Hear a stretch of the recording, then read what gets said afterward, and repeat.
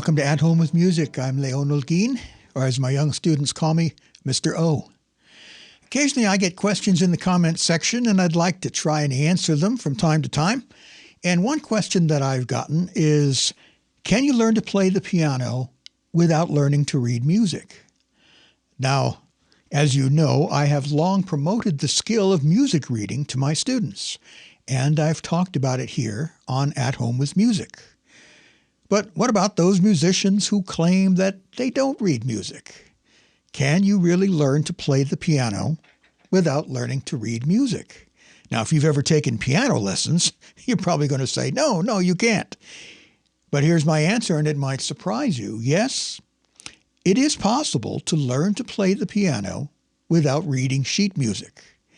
Many folks have successfully learned to play the piano by using methods that do not involve traditional music notation.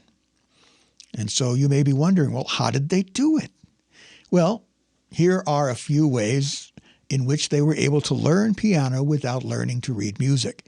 The most obvious one, of course, is they learned how to play by ear.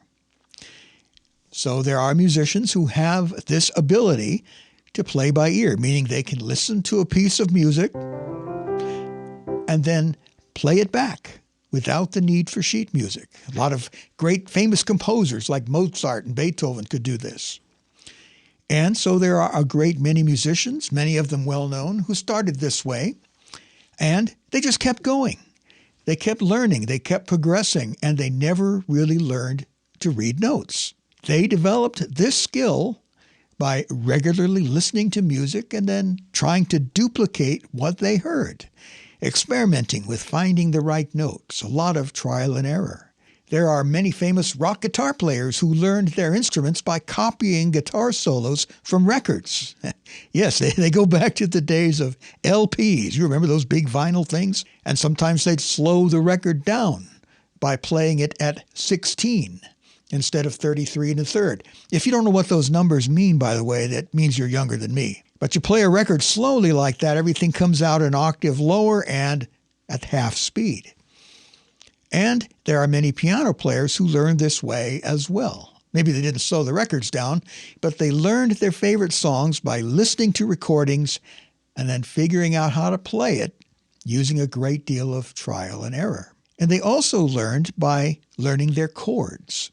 You can learn to play the piano by focusing on learning chords and chord progressions rather than by reading sheet music. Many contemporary songs, worship songs, hymns, popular tunes, folk songs, they're built on simple chord progressions. And if you learn these chord progressions, that will allow you to play a wide variety of songs without reading music. Now, my method of teaching piano, if you've looked at my Music Basics video series here on the channel, it shows you how to play popular songs, and you start by learning chords and chord progressions. Some piano players have used what is known as piano tabs, which are similar to guitar tabs. They represent the keys to be played rather than traditional sheet music notation. Now, piano tabs are not as widely available as guitar tabs. You may find piano tabs for specific songs, or you can create your own. All you got to do is Google piano tabs, and you'll find several sites devoted to this form of music notation. Personally, when I first heard about the concept of piano tabs, I was always thinking about guitar tabs rather than piano tabs, since guitar tabs, those are a common practice used by guitarists. And I must confess, I'm not so eager to use piano tabs in my teaching or during my own piano practice sessions. I learned to read music, of course, in the traditional way.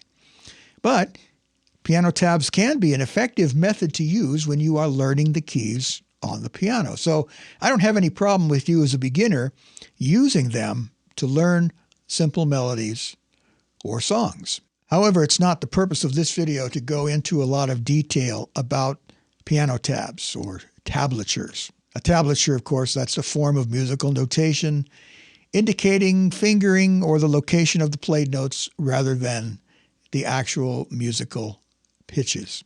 A lot of folks have learned to play piano without reading music by using video tutorials, online courses. There's a whole bunch of them out there. These are courses that teach piano without the need for reading sheet music.